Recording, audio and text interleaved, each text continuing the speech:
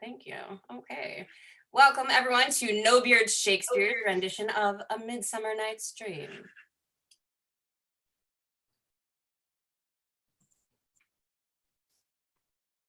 Act 1, Scene 1. Athens, the palace of Theseus. Enter Theseus, Hippolyta, Philostrate, and attendants. Now, fair Hippolyta, our nuptial hour draws on apace. 4 happy days bring in another moon. But, oh, methinks how slow this old moon wanes. She lingers my desires. 4 days will quickly steep themselves in night. 4 nights will quickly dream away the time. And then the moon, like to a silver bow, new bent in heaven, shall behold the night of our solemnities. Go, Philostrate. Stir up the Athenian youth to merriments. Hippolyta, I wooed thee with my sword, and won thy love doing thee injuries, but I will wed thee in another key, with pomp, with triumph, and with reveling. Happy be Theseus, our renowned duke. Thanks. Good. Egeus, what's the news with thee? Full of vexation come I with complaint against my child, my daughter Hermia. Stand forth, Demetrius, my noble lord. This man hath consented to marry her.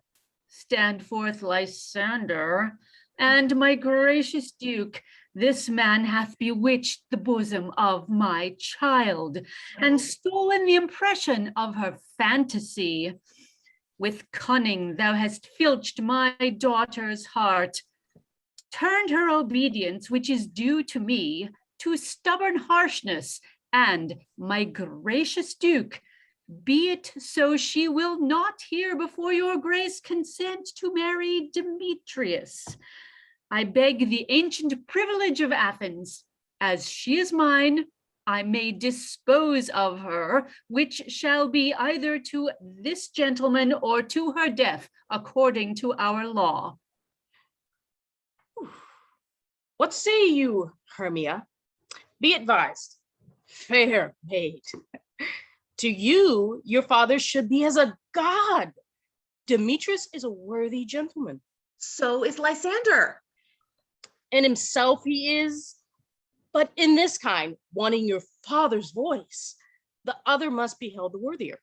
I would my father looked but with my eyes. Rather your eyes must with his judgment look. I do entreat your grace to pardon me.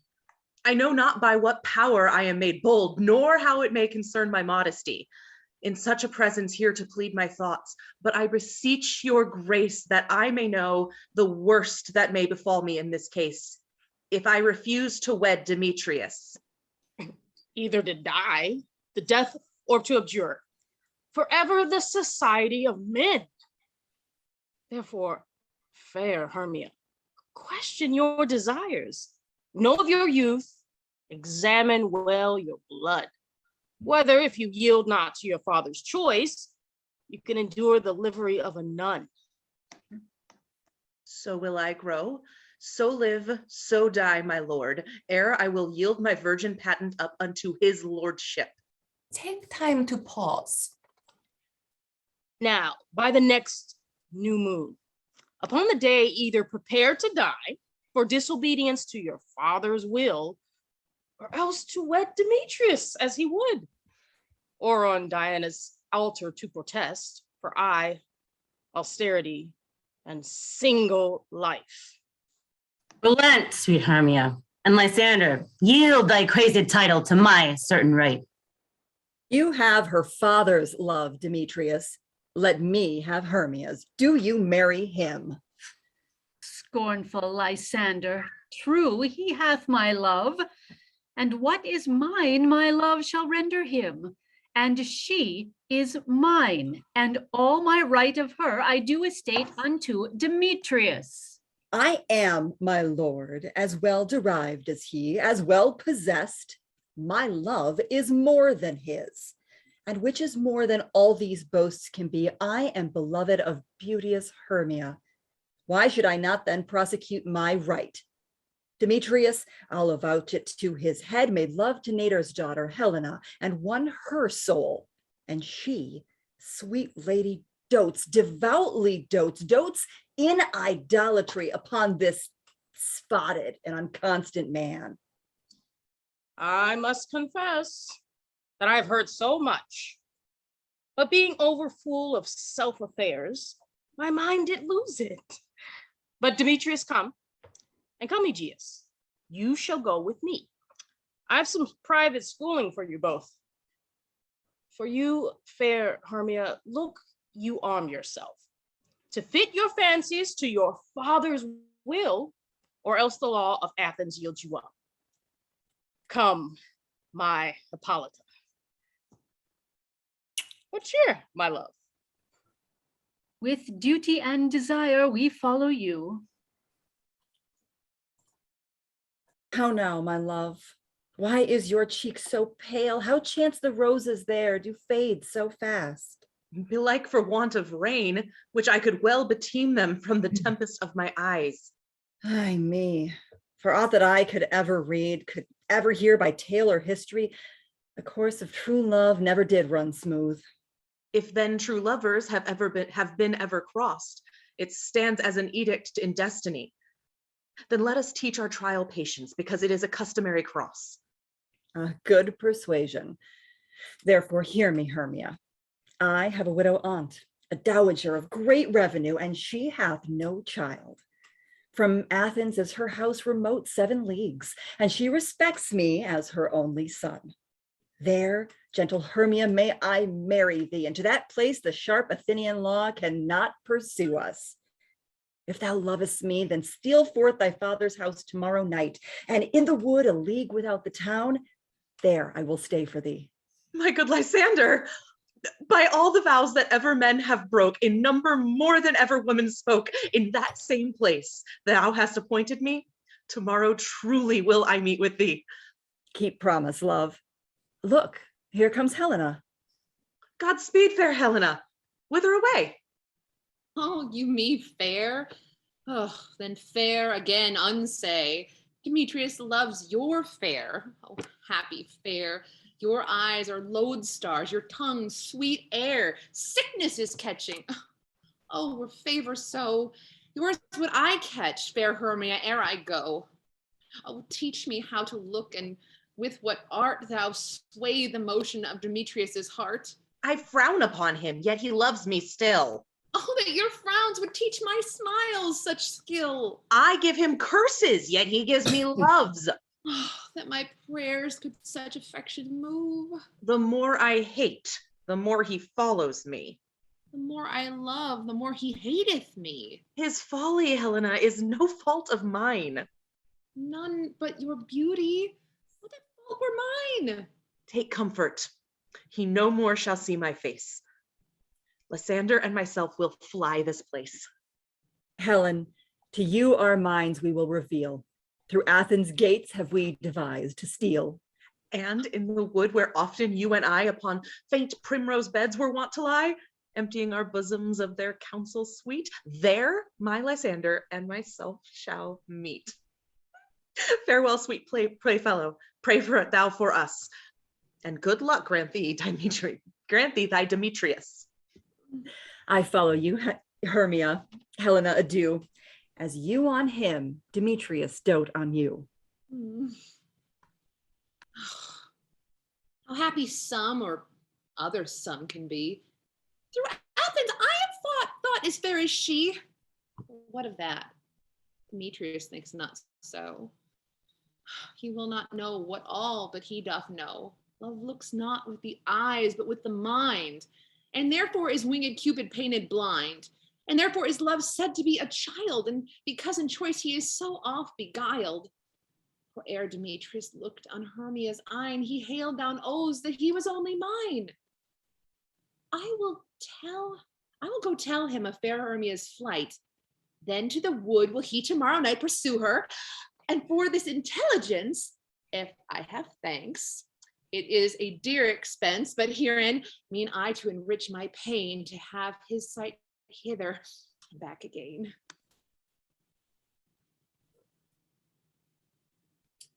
Act 1, Scene 2, Athens, Quince's house. Enter Quince, Snug, Bottom, Flute, Snout, and Starveling.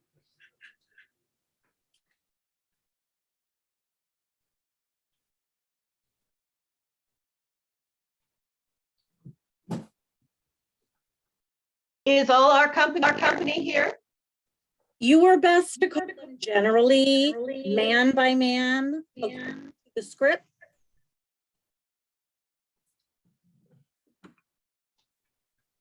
I'm trying to get myself in there.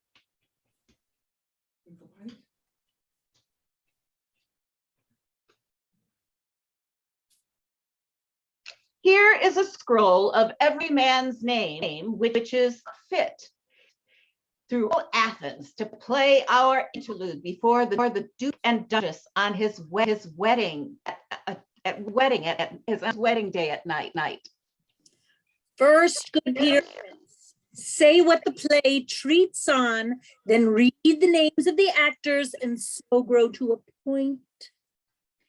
Mary, our play is the most lamentable comedy and most cruel death of Pyramus and Thisbe. A very good piece of work. Now, good Peter Quince, call forth your actors by the scroll. Masters, spread yourselves. Answer as I call you. Nick Bottom, the weaver. Ready? Name what part I am for and proceed. You, Nick Bottom, set down for Pyramus. What is Pyramus? A lover or a tyrant? A lover that kills himself, most talent for love. Oh, that will ask some tears in the true performing of it. If I do it, let the audience look to their eyes. Move storms.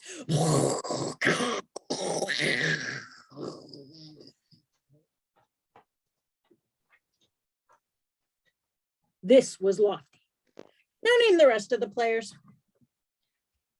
Francis Flute, bellows maker. Here, Peter Quince. Flute, you must take me on this. What is Thisbe? A wandering knight? It is the lady that Pyramus must love. Oh, nay, Faith, let not me play a woman. I have a beard coming. That's all one. She'll play it in a mask, and you may speak as small as you will. Oh, and I may hide my face. Let me play Thisbe too. I'll speak in a monstrous little voice. Thisbe, oh, Pyramus, lover dear, thy Thisbe dear and dear. No. You must play Pyramus, and Flute, you think. Well, proceed.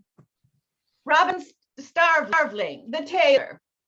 Here, Peter Quince.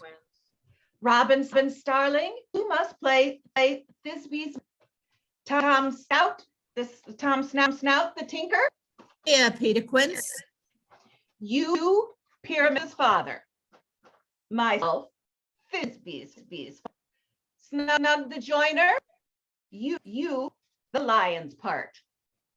I hope here is a play fitted. Have you the lion's part written? Pray you, if it be, give it to me, for I am slow of study. You may do it extempore, for not nothing but roaring. Oh, let me play the lion too. I will roar that I will do any man's heart good to hear me. I will roar that I will make the Duke say, let him roar again, let him roar again. And you should do it terribly. You would fright the Duchess and the ladies that they would shriek, and there were enough to hang us. You can play no part but Pyramus. For Pyramus is a sweet-faced man, a proper man, as one shall see and stay, a most lovely, gentle man. Therefore, you must needs play Pyramus. Well, I will undertake. And masters, here are your, and I am to entreat you, request you, desire you to con them by tomorrow night, and meet me in the palace wood, a mile without town by moonlight. There we will rehearse. I pray you, fail me not. We will meet, and there we may rehearse most obscenely and courageously. Take pains, be perfect. Adieu. At the Duke's oath, we will meet.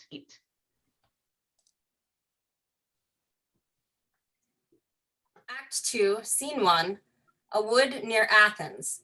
Enter a fairy who does not see Puck. She flutters about. And if you're not in scene, turn off your video. Over hill, over dale, through a bush, through a briar, over park, over pale, through flood, through flyer. I do wander everywhere, swifter than the moon's sphere, and I serve the fairy queen to do her orbs upon the green. Farewell, thou lovest spirit, shall be gone. Our queen and all our elves come here anon. The king doth keep his rebels here tonight. Take heed, the queen come not within his sight. For Oberon is passing fell and wrath, because that she, as her attendant, hath a lovely boy stolen from an Indian king. She never had so sweet a changeling. And jealous Oberon would have the child, knight of his train, to trace the forest wild. But she perforce withholds the loved boy, crowns him with flowers and makes him all her joy. And now they never meet in grove or green, by fountain clear or spangled starlight sheen, but they do square. There I mistake your shape and making quite, or elf you are that shrewd and knavish sprite, called Robin Goodfellow. Are you not he that frights the maidens of the villagery? And sometime make the drink to bear no balm, mislead night wanderers laughing at their harm. Those that hobgoblin call you, and sweet Puck, you do their work, and they shall have good luck. Are not you he? Thou speaks right. I am that merry wanderer of the night. I jest to Oberon and make him smile, when I a fat and bean-fed horse beguile, neighing in likeness of a filly foal, and sometimes lurk I in a gossip's bowl, in very likeness of a roasted crab, and when she drinks up against her lips, I bob, and on her withered dewlap pour the ale. The wisest aunt, telling the saddest tale, sometime for 3-foot stool mistaketh me. Then slip I from her bum, down topples she, and Taylor cries, and falls into a cough. And then the whole choir hold their hips and laugh, and waxen in their mirth and knees, and swear a merrier hour was never wasted there.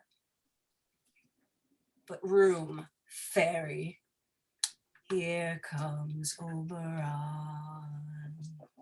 Here, my mistress, would that he were gone.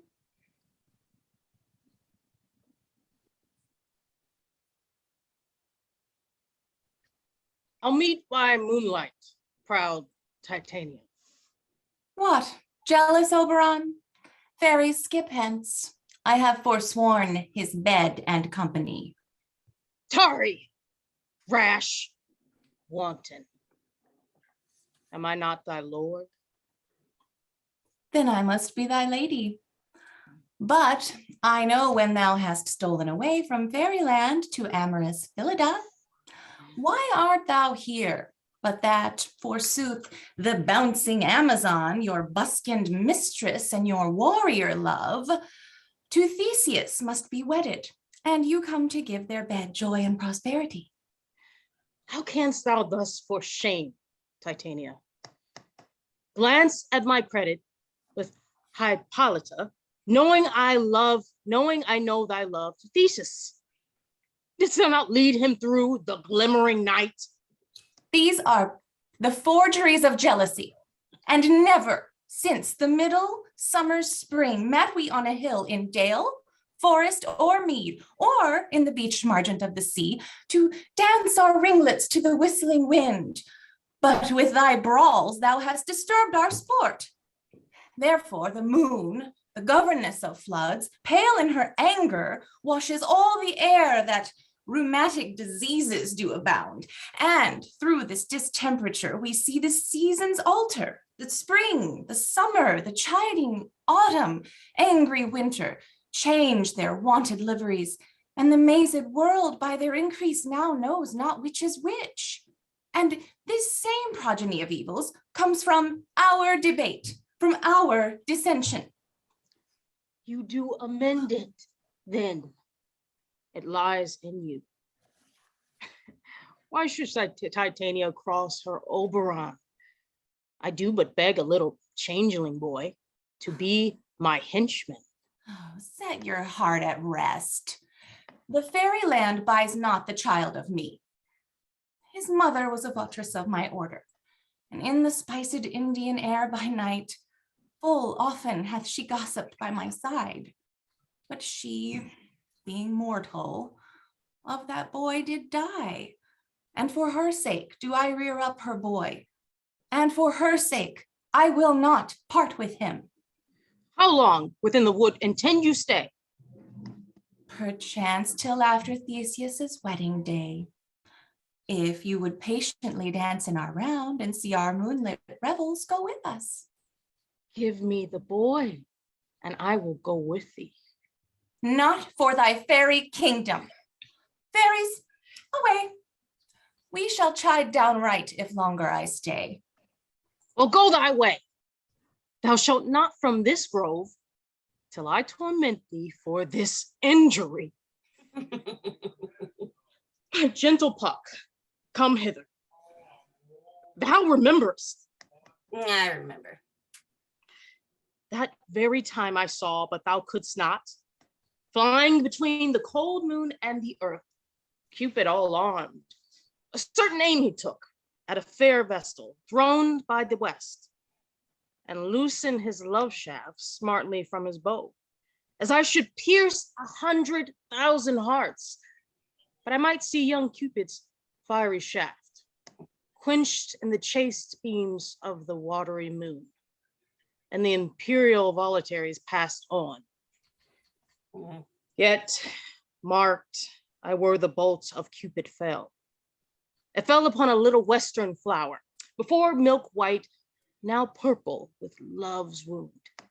And maidens call it love and idleness. Fetch me that flower. The herb I showed thee once. Oh. The juice of it on sleeping eyelids laid will make or man or woman madly dote upon the next live creature that it sees. Fetch me the herb and bring me thee here again. I'll put a girdle around the earth in 40 minutes. Having once this juice, I'll watch Titania when she is asleep. Drop the liquor of it in her eyes. The next thing when she waking looks upon, be it lion, bear, or wolf, or bull, she shall pursue it with the soul of love. And ere I take the charm from her eye, of her sight, as I can take it with another herb, I'll make her render up her page to me. But who comes? Here. I'm invisible, and I will overhear their conference.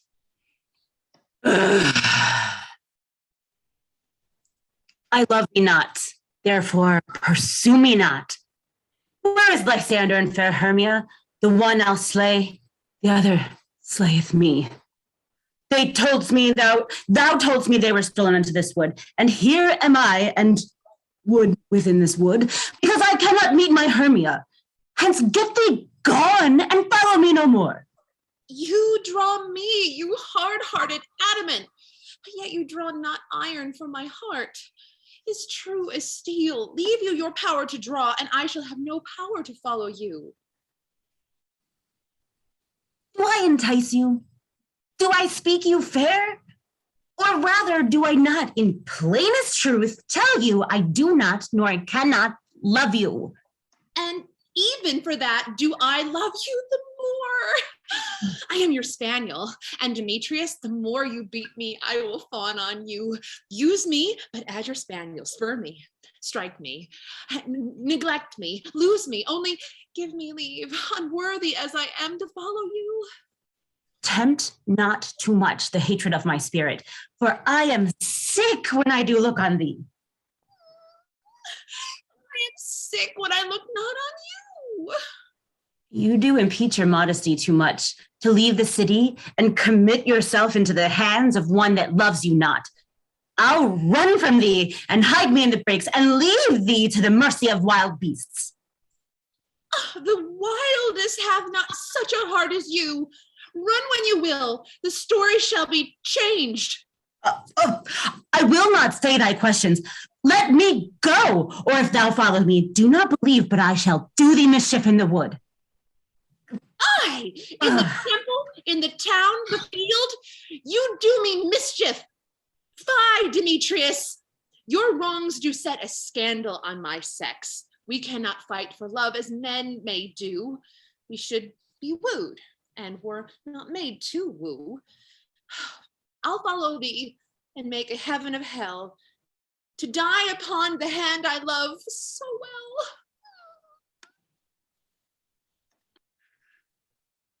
Oof. Fare thee well, nymph, ere he do leave this grove. Thou shalt fly him, and he shall seek thy love. That's how the flower there.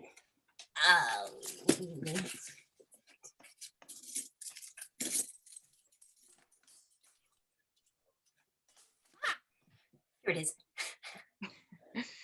I pray thee give it me. I know a bank where the wild thyme blows, where ox lips and the nodding violet grows.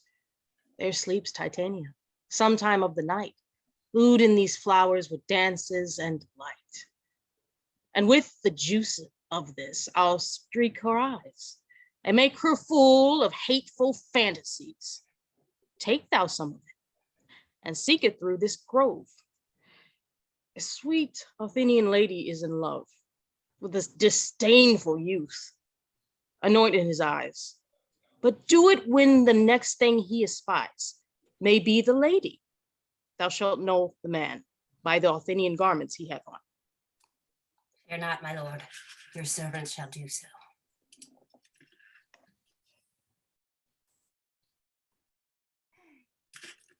Act 2, Scene 2. Another part of the wood. Enter Titania with her train. Come now, a roundel and a fairy song for our quaint spirits. Sing me now asleep, then to your offices, and let me rest.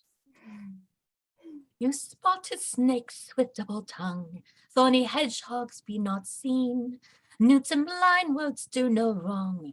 Come near not our fairy queen. Never harm nor spell or charm. Come our lovely lady nigh. So good night, good night. With sweet lullaby, and away. Now all is well. What thou seest when thou dost wake, do it for thy true love take. Be it ounce or cat or bear, pard or bar with bristle hair. In thy eye thou shalt appear. When thou wakest, it is thy dear. Wake when some vile thing is near.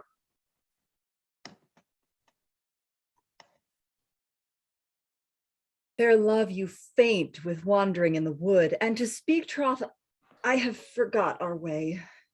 We'll rest us, Hermia, if you think it good, and tarry for the comfort of the day. Be it so, Lysander. Find you out of bed, for I upon this bank will rest my head. One turf shall serve as pillow for us both. One heart, one bed, two bosoms, and one troth. Nay, good Lysander, for my sake, my dear, lie further off yet. Do not lie so near. Oh, take the sense, sweet, of my innocence. Love takes the meaning in love's conference. Two bosoms interchained with an oath, so then two bosoms and a single troth. And by your side, no bedroom me deny. For lying so, Hermia, I do not lie. Lysander riddles very prettily. Now much beshrew my manners and my pride if Hermia meant to say Lysander lied. But, gentle friend, for love and courtesy, lie further off. Amen. Amen, say I, and then end life when I end loyalty. Here is my bed. Sleep give thee all his rest. With half that wish the wisher's eye be pressed.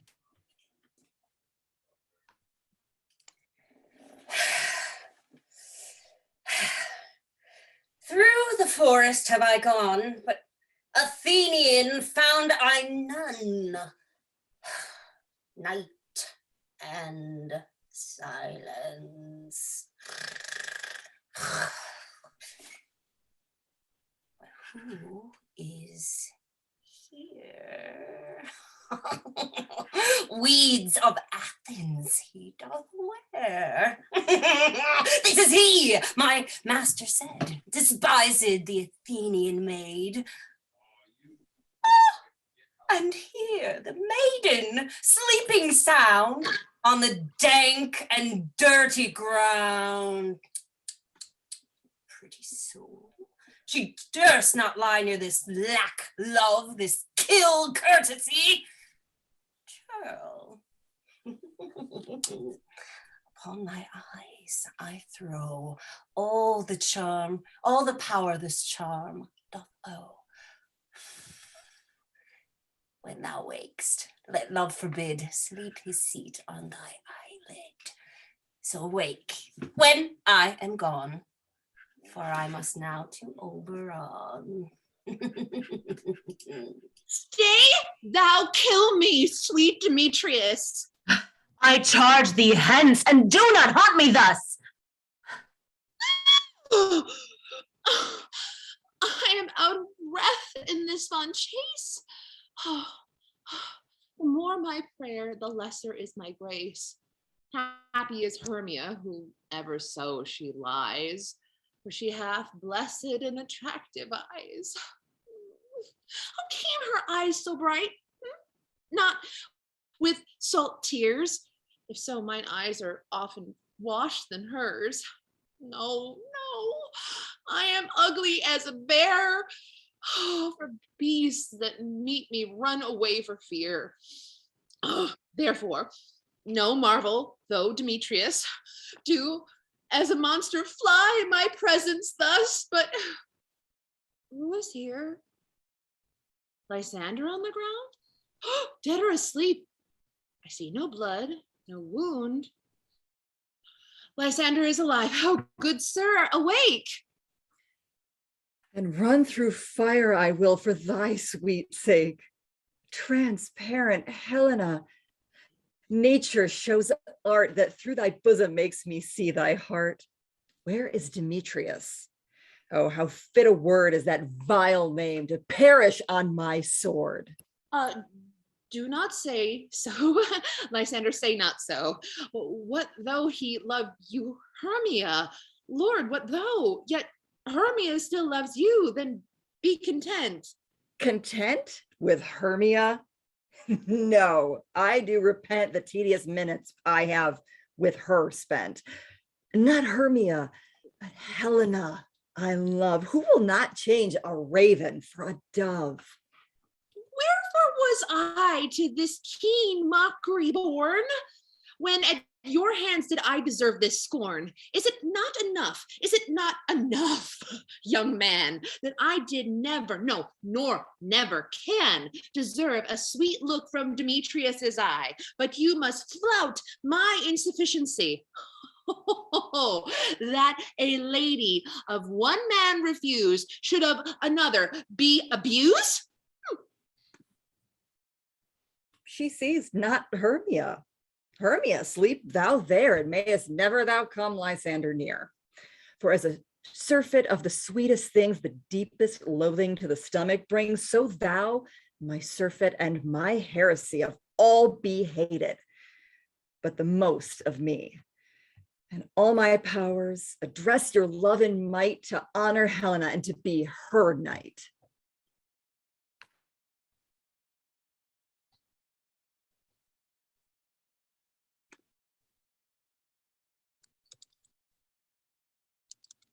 I'm going to do that again. Help me, Lysander, help me. Do thy best to pluck this crawling serpent from my breast. Eye me. For pity. Oh, what a dream was here. Lysander, look how I do quake with fear. Methought a serpent eat my heart away, and you sat smiling at his cruel prey. Lysander. What, removed?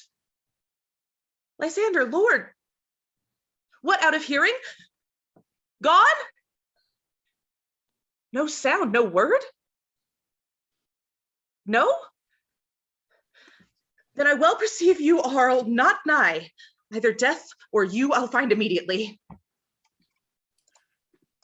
Act 3, Scene 1, the wood. Titania lying asleep. Enter Quince, Snug, Bottom, Flute, Snout, and Starveling. We all met.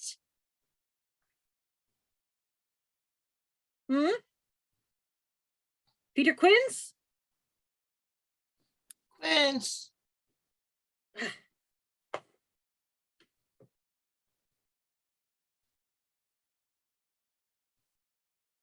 Skipped ahead by accident.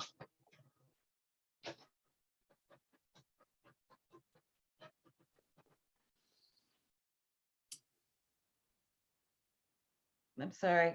Would you give me your line again, please? We all met. And I'm sorry, I'm very, very lost. Someone give me the page. Page 23. I apologize. Pat. And here is a marvelous, convenient place for rehearsal. This green spot shall be our stage, and this hawthorn break our tirings. And we will do it in action as we will do before the Duke. Peter Quince? What sayest thou, Bully Bottom? There are things in this comedy of Pyramus and Thisbe that will never please. First, Pyramus must draw a sword to kill himself, which the ladies cannot abide. How answer you that? I believe we must leave the killing out when all is done. Not a whit. I have a device to make all well. Write me a prologue, and let the prologue seem to say we will do no harm with our swords, and that Pyramus is not killed indeed. And for the more bitter assurance, tell them that I, Pyramus, am not Pyramus, Bottom the Weaver. This will put them out of fear.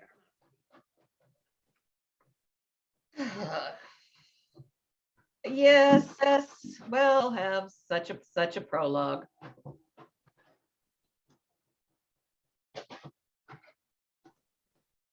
What's that you say, Snout? Snout, I doubt that the ladies will be afraid of the lion.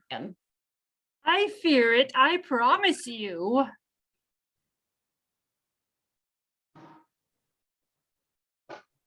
Snout, I will do another prologue that must tell is not a lion. Nay, you must name his name, and half his face must be seen through the lion's neck, and he himself must speak through, saying thus, or with the same defect, ladies, or fair ladies, I would wish you, or I would request you, I would entreat you not to fear, not to tremble. I am a man, other men are. And there indeed, let him name his name and tell them plainly he is Snug the joiner.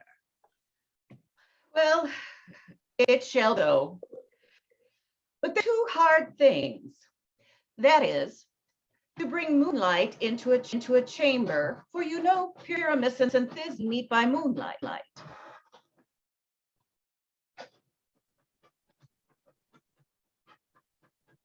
Out the must shine the night we play our play. Oh, a calendar, a calendar. Look in the almanac. Find out moonshine. Out moonshine. Yes, it doth shine at night. Why then the moon may shine in at the window. Aye. Or else one must come in with a bush of thorn and a lanthorn. Say he comes to disgear or to prevent the person moonshine. Then there is another thing. We must have all in the great chamber for Pyramus and Thisbe, as the story did talk through a chink in the wall. Oh, you can never bring in a wall. What say you, Bottom? Some man or other must present wall, and let him have some plaster or some loam or some rough cast about him to signify wall, or let him hold his fingers thus, and through that cranny shall Pyramus and Thisbe whisper. Ooh, if that makes all is well. Come, sit down, every mother's son, and rehearse your parts. What? Oh, hempen homespuns, how we swaggering here. So near the cradle of our fairy queen. What? A play toward? Oh, I'll be an auditor and an actor too, perhaps, if I see calls. Speak, Pyramus, Thisbe, stand forth. Thisbe, the flowers of odious savors sweet. Odors. Odors, savors sweet. So hath thy breath, my dearest Thisbe dear. But hark, a voice. Stay thou a while, and by I will to thee appear. A stranger Pyramus than e'er played here. Must I speak now? Aye, you must. For you must understand he goes but to see a noise heard and come again. Most radiant Pyramus, most lily white of hue, of odor like the red rose on triumphant briar, most brisky juvenile, and eek, most lovely Jew, as true as horse, that yet would never tire. I'll meet thee, Pyramus, at Ninny's tomb.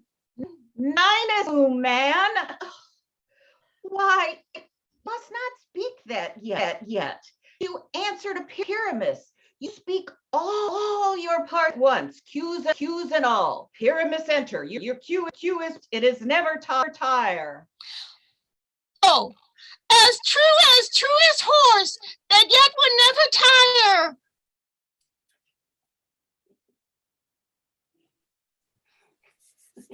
If I were fair Thisbe, I were only thine. Oh, monstrous! Oh, stray our haunted prayers, fly masters! Oh!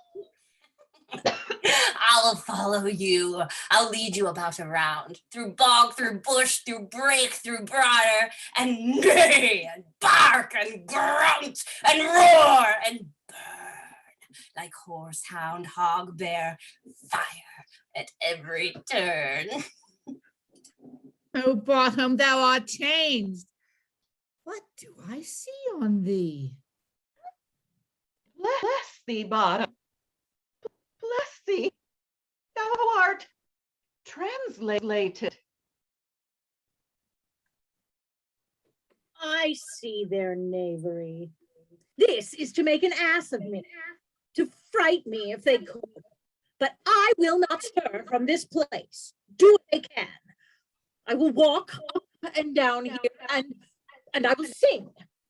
That they shall hear, I am not afraid. The usual cock so black of hue will orange tawny bill. The throstle with his notes so true, the wren with little quill. What angel wakes me from my flowery bed? The finch, the sparrow, and the lark, the plain song cuckoo gray, whose note full many a man doth mark, and dares not answer nay. I pray thee, gentle mortal, sing again. Mine ear is much enamored of thy note, so is mine eye enthralled to thy shape, and thy fair virtue's force perforce doth move me on the very first view to say, to swear, I love thee. Methinks, mistress, you should have little reason for that. I mean, nay, I can drink upon occasion. Oh, thou art as wise as thou art beautiful. Not so neither. But if I had wit enough to get out of this wood, I have enough to serve mine own turn. Oh, out of this wood do not desire to go. Thou shalt remain here, whether thou wilt or no. And I too love thee. Therefore, go with me. I'll give thee fairies to attend on thee, and I will purge thy mortal grossness so that thou, like an airy spirit, go. Peaseblossom, cobweb, moth, mustard seed. Buddy, where shall we go? Oh, be kind and courteous to this gentleman, and pluck the wings from painted butterflies to fan the moonbeams from his sleeping eyes. Nod to him, elves, and do him courtesies. Hail, mortal, hail. Oh, I cry your worship's mercy. Hardly. Oh, come, wait upon him. Lead him to my bower. Tie up my lover's tongue. Bring him silently. Act 3, Scene 2. Another part of the wood. Enter Oberon. I wonder if Titania be awaked. Then what it was the next came in her eye, which she must dote on in extremity. Here comes my messenger. How now, mad spirit? My mistress with a monster is in love. Near to her close and consecrated bower, while she was in her dull and sleeping hour, a crew of patches, rude mechanicals that work for bread upon Athenian stalls, were met together to rehearse a play intended for great Theseus' nuptial day. The shallowest, thick skin of that barren sort, who Pyramus presented in their sport, forsook his scene and entered in a break. When I did him at this advantage take, an ass's knoll I fixed it on his head. Anon, his Thisbe must be answered, and forth my mimic comes. When they him spy, so at his sight away his bellows fly. I led them on in this distracted fear, and left sweet Pyramus translated there. When in this moment, so it came to pass, Titania waked, and straightway loved an ass. This falls out better than I could devise. But Hast thou yet lodged the Athenians' eyes with this love juice, as I did bid thee do? I took him sleeping, that is finished too, and the Athenian woman by his side, that when he waked, of force, she must be eyed. Stand close. This is that same Athenian. This is the woman, but not this the man. Oh, why rebuke you him that loves him so? Lay breath so bitter on your bitter foe. Now I but chide, but I should use thee worse, for thou, I fear, hast given me cause to curse. If thou hast slain Lysander in his sleep, being o'er shoes and blood, plunge in the deep and kill me too. The sun was not so true unto the day as he to me. Would he have stolen away? It cannot be, but thou hast murdered him. So should a murderer look, so dead, so grim. So should the murdered look, and so should I, pierced through the heart with your stern cruelty. What's this to my Lysander? Where is he? Oh, good Demetrius, wilt thou give him to me? I had rather give his carcass to hounds. Out, dog, out, cur, thou drivest me past the bounds of maiden patience. Hast thou slain him then? Henceforth be never numbered among men, and thou hast thou killed him sleeping? Oh, brave touch, could not a worm, an adder do so much? You spend your passion on improvised mood. I'm not guilty of Lysander's blood, nor is he dead for aught that I can tell. I pray thee, tell me then that he is well. And if I could, what should I give? A privilege never to see me more. And from thy hated presence part I so. See me no more, whether he be dead or no. There's no following her in this fierce vein. Here, therefore, a while I will remain. No sorrow's heaviness doth heavier grow.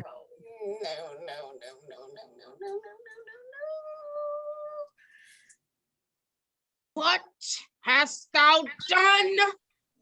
Thou hast mistaken quite, and laid the love juice on some true love sight. About the wood go swifter than the wind, and Helena of Athens look thou find. By some illusion see thou bring her here. I'll charm his eyes against she do appear. I go, look how I go. Swifter than an arrow from the Tartar's bow. Flower of this purple dye, fit with Cupid's archery, sink an apple of his eye. When his love he doth espy, let her shine as gloriously as the Venus of the sky. When thou wakest, if she be by, beg of her for remedy. Captain of our fairy band, Helena, is here at hand, and the youth mistook by me pleading for a lover's fee. We their fond pageancy. Lord, what fools these mortals be! Stand aside. The noise they make will cause Demetrius to awake. And will two at once woo one. Must needs be sport alone, and those things do best please me that fall preposterously. Why should you think that I should woo and scorn? Scorn and derision never come in tears. How can these things in me seem scorn to you, bearing the badge of faith to prove them true? These vows are Hermia's. Will you give her o'er? I had no judgment when to her I swore. Demetrius loves her, and he loves not you. Oh, Helen, nymph, perfect, divine. To what, my love, shall I compare thine eye? That pure congealed white? Oh, let me kiss this princess of pure white, the seal of bliss. Oh, spite. Oh, hell. I see you all are bent to set against me for your merriment. If you were civil and knew courtesy, you would not do me thus injury. You cannot hate me as I know you do, but you must join in souls to mock me too? If you were men, as men you are in show, you would not use a gentle lady so. You both are rivals and love Hermia. Now, both rivals to mock Helena? You are unkind, Demetrius. Be not so, for you love Hermia. This you know I know. And here with all goodwill, with all my heart in Hermia's love, I yield you up my part, and yours of Helena to me bequeath, whom I do love and will do till my death. Never did mockers waste more idle breath. Lysander, keep thy Hermia. I will none. If e'er I loved her, all that love is gone. But heart to her, but my heart to her, but as guestwise sojourned, and now to Helen is it home returned, there to remain. Helen, it is not so. Disparage not the faith thou dost not know, lest to thy peril thou abide dear. Look where thy love comes, yonder is thy dear. Thou art not by mine eye, Lysander found. Mine ear, I thank it, brought me to thy sound. But why unkindly didst thou leave me so? Why should he say whom love doth press to go? What love could press Lysander from my side? Lysander's love that would not let him bide. Why seekst thou me? Could not this make thee know that a hate that I bear thee made me leave thee so? You speak not as you think. It cannot be. Lo, she is one of this confederacy. Now I perceive they have conjoined all three to fashion this false sport in spite of me. Injurious Hermia, most ungrateful maid, have you conspired? Have you with these contrived to bait me with this foul derision? And will you rent our ancient love asunder to join with men in scorning your poor friend? It is not friendly, 'tis not maidenly. Our sex as well as I may chide you for it, though I alone do feel the injury. I am amazed at your words. I scorn you not. It seems that you scorn me. Have you not set Lysander in a scorn? To follow me and praise my eyes and face, and made your other love, Demetrius, who even but now did spurn me with his foot, to call me goddess, nymph, divine and rare, precious, pedestal? Therefore speaks he this to her he hates? And wherefore does Lysander deny your love, with rich within his soul to tender me, forsooth, affection, but by your setting on, by your consent? I understand not what you mean by this. I do. Persever, counterfeit, sad looks make mouths upon me when I turn my back, wink each at other, hold the sweet jest up. If you have any pity, grace, or manners, you would not make me such an argument, but fare you well. 'Tis partly my own fault, which death or absence shall soon remedy. Oh, stay, gentle Helena, hear my excuse, my love, my life, my soul, fair Helena. Excellent. Sweet, do not scorn her so. If she cannot entreat, I can compel. Helena, I love thee. By my life I do. I swear by that which I will lose for thee to prove him false that says I love thee not. I say I love thee more than he can do. If thou say so, withdraw and prove it too. Come. Lysander, whereto tends all this? Hang off, thou cat. Thou burr, vile thing, let loose, or I will shake thee from me like a serpent. Why are you grown so rude? What change is this? Sweet love, do you not jest? Yes, sooth, and so do you. Demetrius, I will keep my word with thee. I would I had your bond, for I perceive a weak bond holds you. I'll not trust your word. What? Should I hurt her? Strike her, kill her dead? Although I hate her, I'll not harm her so. What? Can you do me greater harm than hate? Hate me? Wherefore? Tell me what news, my love. Am I not Hermia? Are not you Lysander? Why then you left me? Oh, the gods forbid, in earnest shall I say? I, by my life, and never did desire to see thee more. Therefore be out of hope, of question, of doubt, be certain, nothing truer. 'Tis no jest that I do hate thee and love Helena. Oh me, you juggler, you canker blossom, you thief of love. What, have you come by night and stolen my love's heart from him? In faith, have you no modesty, no maiden shame? Fie, you counterfeit, you puppet. Puppet? Why so? That way goes the game. Now I perceive that she hath made compare between our statures. She hath urged her height with her personage, her tall personage. Her height, forsooth, she hath prevailed with him. And are you grown so high in his esteem because I am so dwarfish and so low? How low am I, thou painted maple? Speak, how low am I? Oh, I am not yet so low that my nails can reach into thine eye. I pray you, though you mock me, gentlemen, let her not hurt me. Oh, you perhaps may think, because she is something lower than myself, that I can match her. Lower? Hark again! Be not afraid, she shall not harm thee, Helena. No, sir, she shall not, though you take her part. Oh, when she's angry, she is keen and shrewd. When she was a vixen, when we went to school, although she but little, she is fierce. Little? Again? Nothing but low and little? Why will you suffer her to flout me thus? Let me come to her!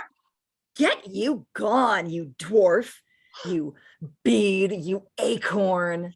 You are too officious. In her behalf that scorns your services, let her alone. Speak not of Helena. Now, follow if thou darest, to try whose right of thine or mine is most in Helena. Follow? Nay, I'll go with thee, cheap jowl. Nay, go not back. I will not trust you. Nor longer stay in your cursed company. Your hands than mine are quicker for a fray. My legs are longer, though, to run away. I am amazed and know not what to say. This is thy negligence. Still thou mistakest, or else committest thy knaveries willfully. Believe me, King of Shadows, I mistook. Oh, did not you tell me I should know the man by the Athenian garments he hath on? And so far, blameless proves my enterprise, that I have anointed an Athenian's eyes. And so far glad I am it did so sort, as this their jangling I esteem a sport. Thou seest these lovers seek a place to fight. Hie therefore, Robin, overcast the night, and lead these testy rivals so astray as one come not within another's way. Then crush this herb into Lysander's eye, whose liquor hath this virtuous property, to take from thence all error within with his might, and make his eyeballs roll with wanton sight. When they next wake, all this derision shall seem a dream and fruitless vision. Whilst I in this affair do thee employ, I'll to my queen and beg her Indian boy.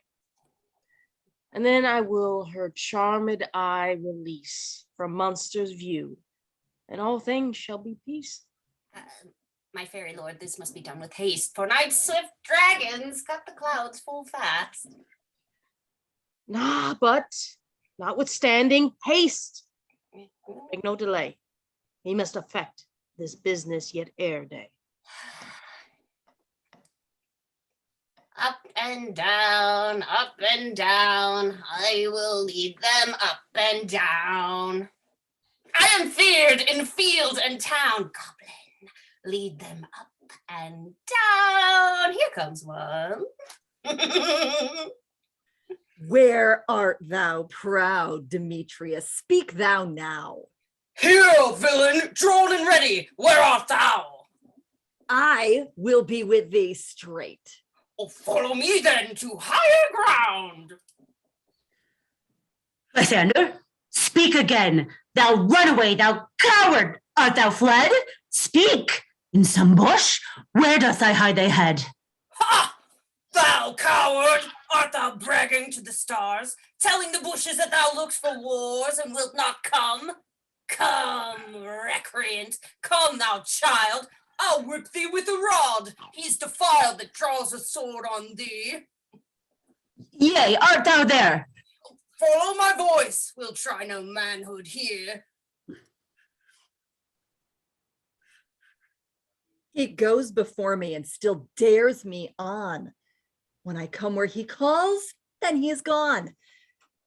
The villain is much lighter heeled than I. I followed fast, but faster he did fly.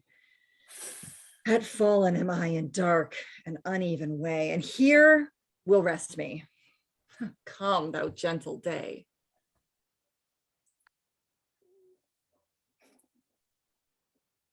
Ho, ho, ho, coward! Why comest thou not? Abide me if thou darest, for well I wot thou runnest before me, shifting every place, and darest not stand nor look me in the face. Where art thou now? Come hither, I am here. Nay, then thou mock'st me. Thou shalt buy this dear, if ever I thy face by daylight see. No. Go thy way. Faintness constraineth me to measure out my length on this cold bed. Thy day's approach. Look to be visited. Oh, weary night, oh, long and tedious night, that I may back to Athens by daylight. Oh, and sleep that sometimes shuts up sorrow's eye, steal me a while from mine own company.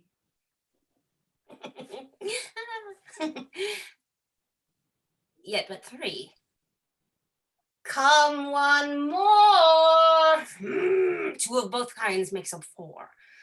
Oh, here she comes, cursed and sad. Oh, Cupid is a knavish lad that thus to make more poor females mad.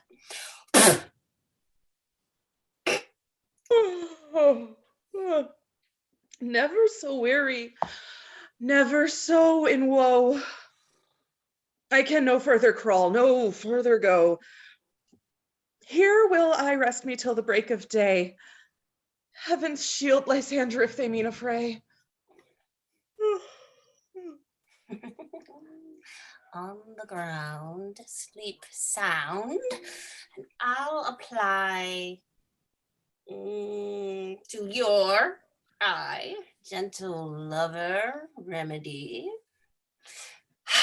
When thou wakest, thou takest true delight in the sight of thy former lady's eye. Jack shall have Jill, naught shall go ill.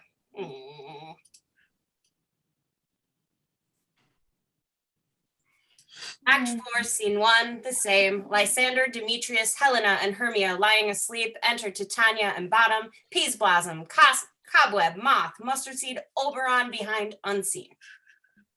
Come, sit thee down upon this flowery bed, while I thy amiable cheeks do coy, and stick musk roses in thy sleek, smooth head, and kiss thy fair, large ears, my gentle joy.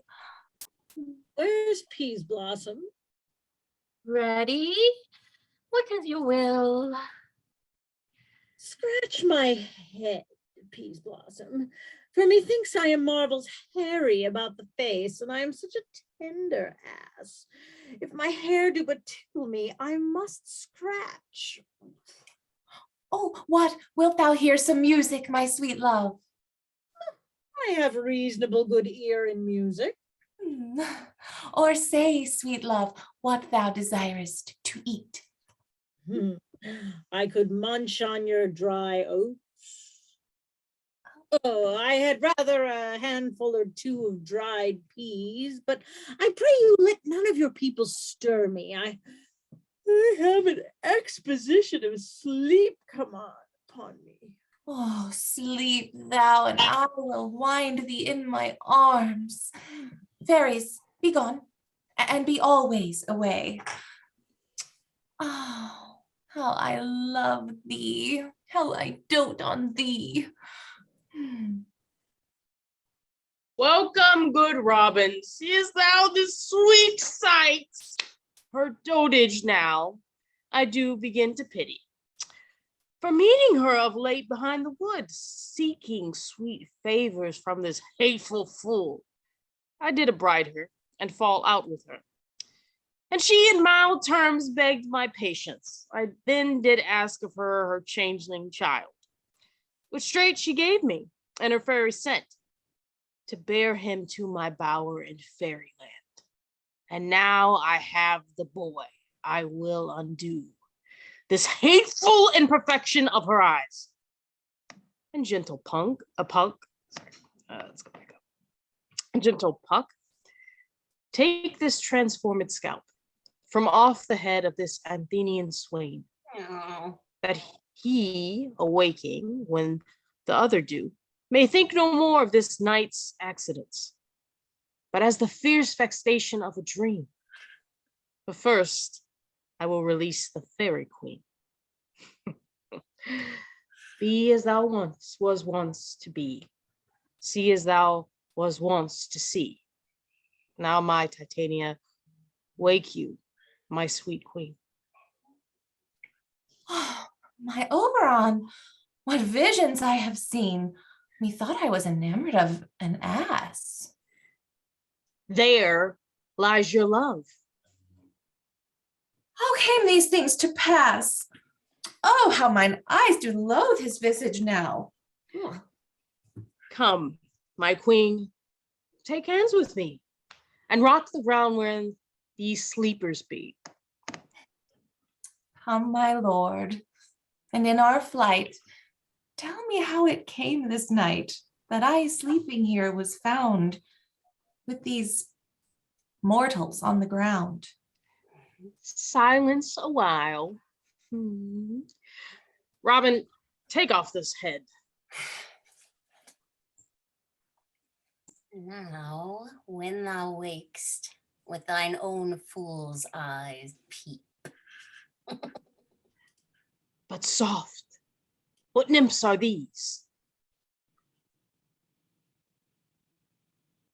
My lord, this is my daughter here asleep, and this Lysander. This Demetrius is, this Helena, old Nader's Helena. I wonder of their being here together. But speak, Egeus, is not this the day that Hermia shall give answer of her choice? It is, my lord. Good morrow, friends. Pardon, my lord. I pray you all stand up. I know you two are rival enemies. How comes this gentle concord in the world? To sleep by hate and fear no enmity. My lord, I shall reply amazedly, half asleep, half waking. But as yet I swear I cannot truly say how I came here. But as I think, for truly would I speak, I came with Hermia hither. Our intent was to be gone from Athens, where we might, without the peril of the Athenian law. Enough, enough, my lord, you have enough. I beg the law upon his head. They would have stolen away. They would, Demetrius, thereby to have defeated you and me. My lord, fair Helen told me of their stealth, and I, in fury, hither followed them. But my good lord, I wot not by what power, my love to Hermia melted as the snow, and all the faith, the virtue of my heart, the object and the pleasure of mine eye is only Helena. To her, my lord, was I betrothed ere I saw Hermia. Now I do wish it, love it, long for it, and will forevermore be true to it. Fair lovers, you are fortunately met. Of this discourse we more will hear anon. Away with us to Athens, 3 and 3. Behold a feast and great solemnity. Come, Hippolyta. Methinks I see these things with parted eye when everything seems double. So methinks, and I have found Demetrius like a jewel, mine own and not mine own. Are you sure that we are awake? It seems to me that we yet sleep, we dream. Do you not think the Duke was here and bid us follow him? Yea, and my father. And Hippolyta? Aye, then we are awake. Let's follow him. And by the way, let us recount our dreams.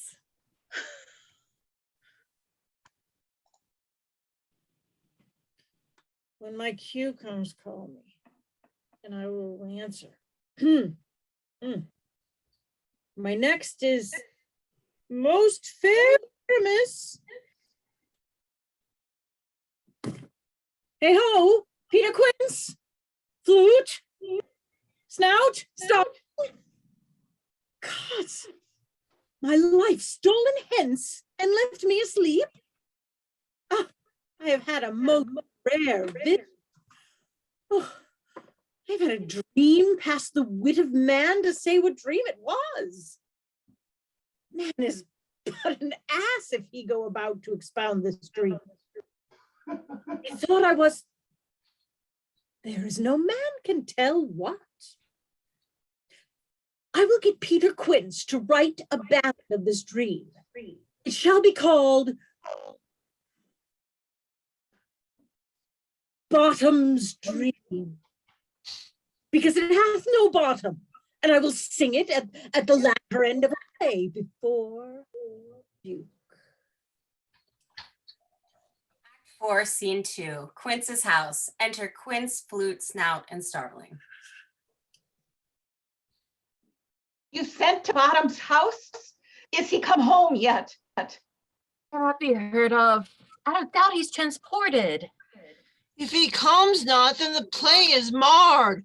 It goes not forward, doth it? It's not possible. You have not a man in all Athens able to discharge Pyramus. Me. No. He hath simply the best wit of any handicraft man in Athens. Yea, and the person too. Masters, the Duke is coming from the temple, and there is 2 or 3 lords and ladies more married. If our sport had gone forward, we had all been made men. Oh, sweet bully Bottom! Where are these lads? Where are hearts? What? Oh, most courageous day. Oh, most happy hour. Oh, masters, I am to discourse wonders. But ask me not what. For if I tell you, I am no true. I will tell you everything right as it fell out. Oh, let us hear, sweet Bottom. Not a word of me. All that I will tell you, that the Duke hath dined. Get your apparel together, meet presently at the palace. Every man look o'er his part, for the short and the long is, our play is preferred. In any case, no more words. Away. 5, Scene 1, Athens, the palace of Theseus. Enter Theseus, Hippolyta, Philostrate, lovers, and attendants. 'Tis strange, my Theseus, that these lovers speak of. More strange than true. I never may believe these antique fables, nor these fairy toys. But howsoever strange and admirable. Joy, gentle friends, joy and fresh days of love accompany your hearts. Where is our unusual manager of mirth? What revels are in hand? Here, mighty Theseus. Make choice of which your highness will see first. The battles with the centaurs to be sung by an Athenian eunuch to the harp. Well, none of that. The riot of the tipsy Barcadus, tearing the Thracian singer in their rage. That is an old device. A tedious, brief scene of young Pyramus and his love Thisbe. Very tragical mirth. Merry and tragical. Tedious and brief. A play there is, my lord, some 10 words long, which is as brief as I've known a play, but by 10 words, my lord, it is too long. What are they that do play at? Hard-handed men that work in Athens here, which never labored in their minds till now. Then we will hear it. No, my noble lord, it is not for you. I have heard it over, and it is nothing in the world.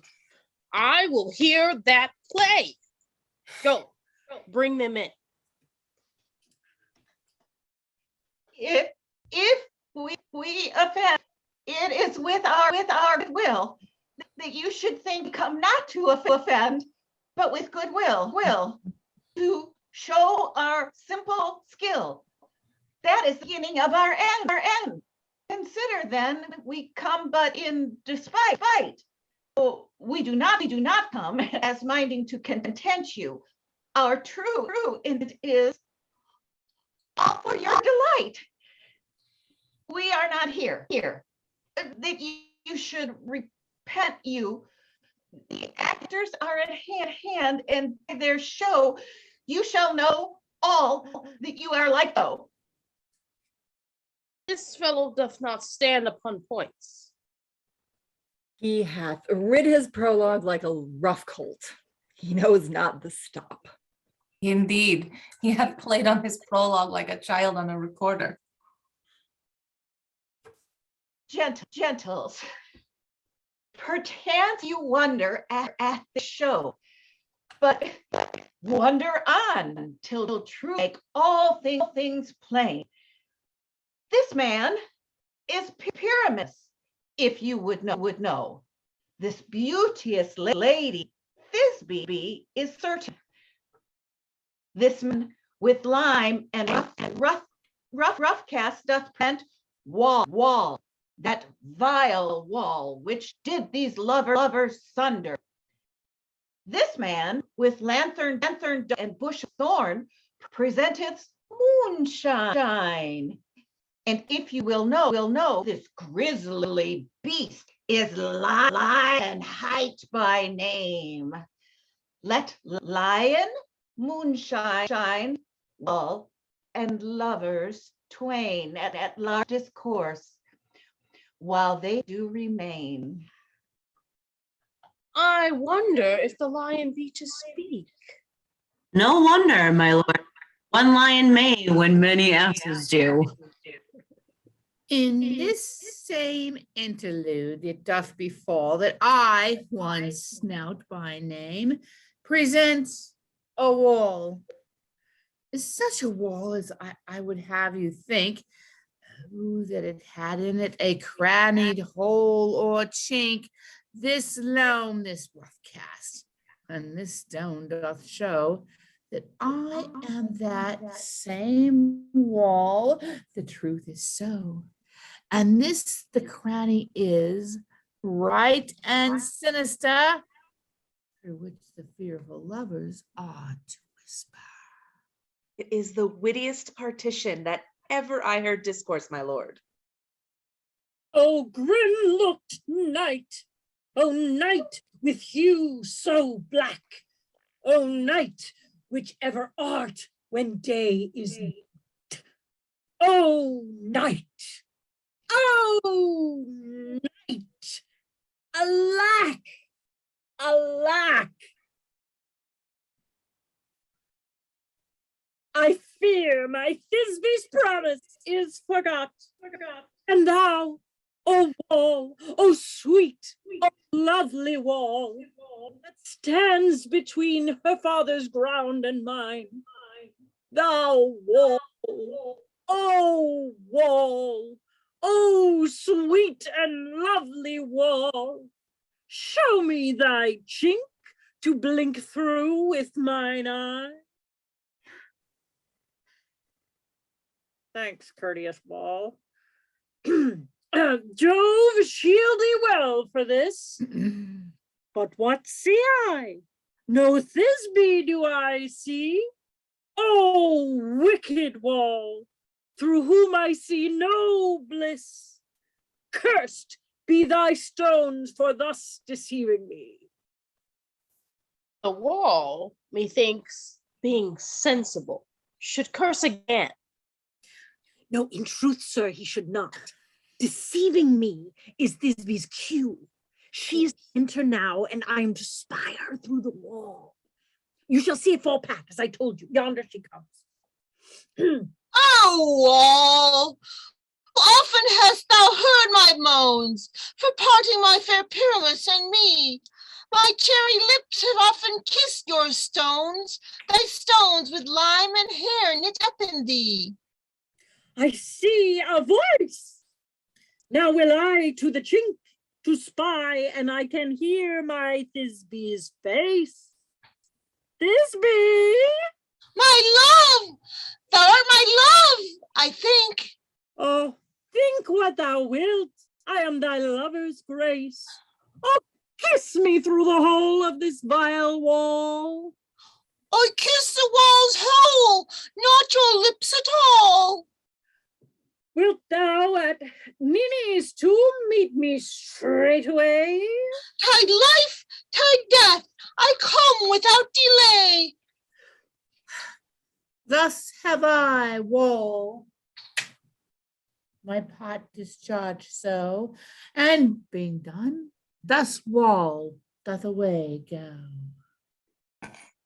This is the silliest stuff that ever I heard. If we imagine no worse of them than they of themselves, they may pass for excellent men. Here comes two noble beasts in a man and a lion. You ladies, you whose gentle hearts do fear the smallest monstrous mouse that creeps on floor, now may perchance tremble with fear, while lion rough in wildest rage doth roar. Then know that I Snug the joiner am, a lion fell, nor else no lion's dam. For if I should as lion come in strife into this place, 'twere pity on my life. A very gentle beast of a good conscience. The very best at a beast, my lord, that e'er I saw.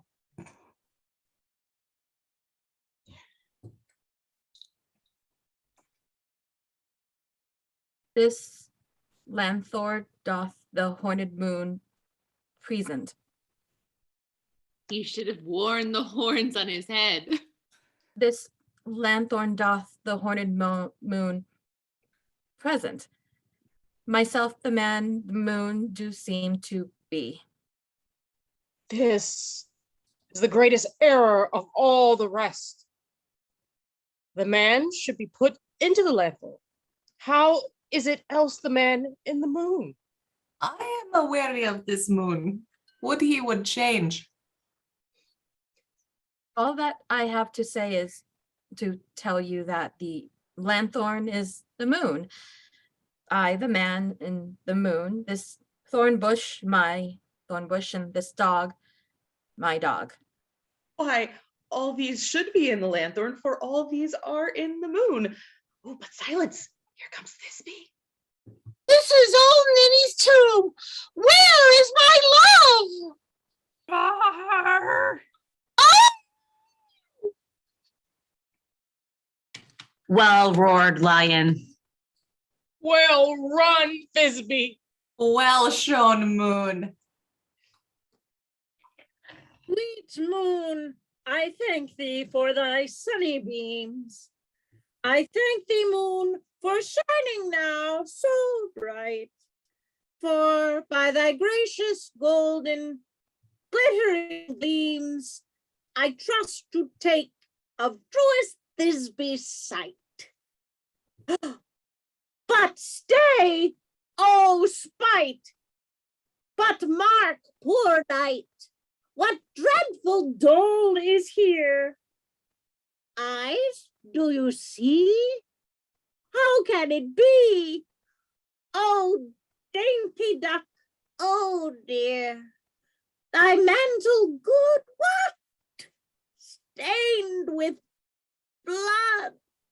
Beshrew my heart, but I pity the man. Oh, wherefore, nature, didst thou lions frame?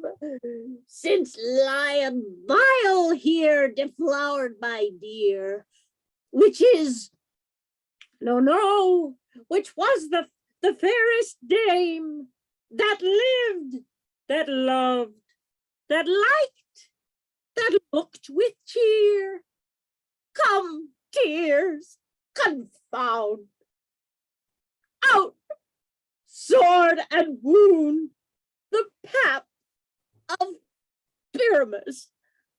I that left pap where heart doth pop.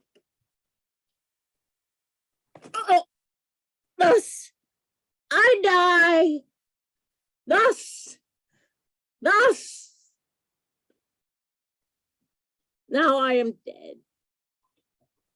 Now I am fled. My soul is in the sky. Tongue, lose thy light. Moon, take thy flight. Now die.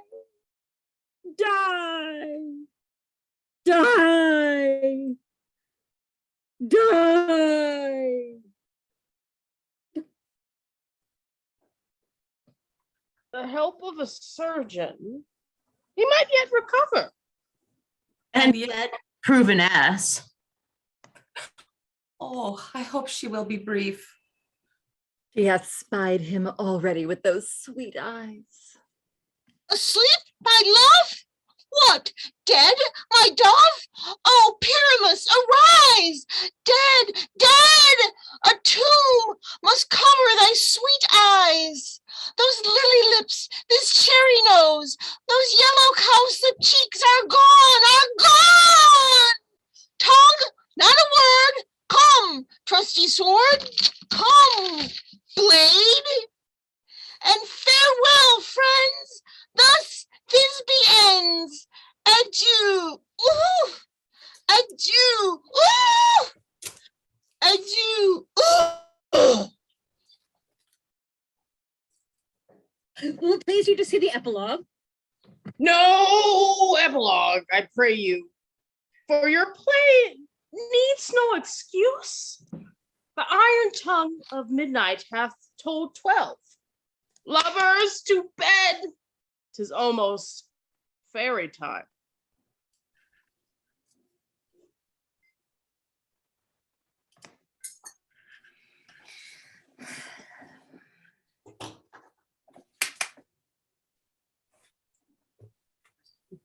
How the hungry lion roars, and the wolf beholds the moon, whilst the heavy plowman snores with weary task foredoomed.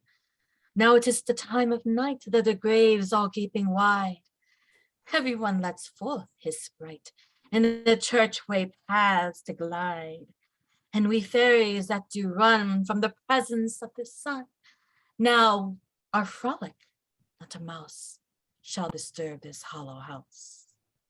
I am sent with groom before. to sweep the dust behind the door. Through the house, give a gathering light by the dead and drowsy fire. Every elf and fairy sprite hop as light as bird from briar. And in hand with fairy grace, we will sing and bless this place. Every fairy take his gate, and each several chamber bless. Through this palace with sweet peace, and the owner of it's blessed. Trip away, make no stay. Meet me all by break of day.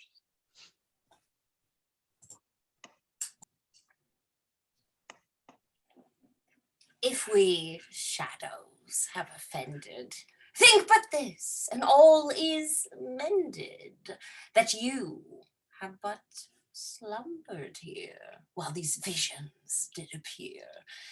And this weak and idle theme, no more yielding but a dream. Gentles, do not reprehend. If you pardon, we will mend.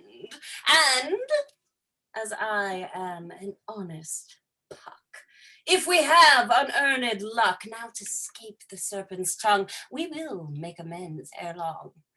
Else the puck a liar call. And so good night.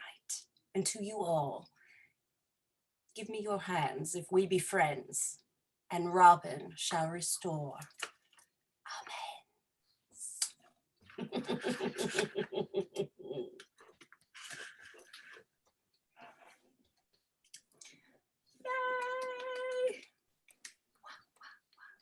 Woo woo. Awesome, you guys. All right, Love so it all. is everyone back on? Everyone come back on. I'm gonna do a screenshot. Who am I? Oh crap. Wait, there's too many of us because one person's gonna be on the other screen. So Broaden it. Gallery view. Stretch it out. you all take, oh, you're right. Because got it. Okay. All right, hold on. Can everyone still hear me? Smart Helena. All right, I'm gonna count down. I'm gonna do.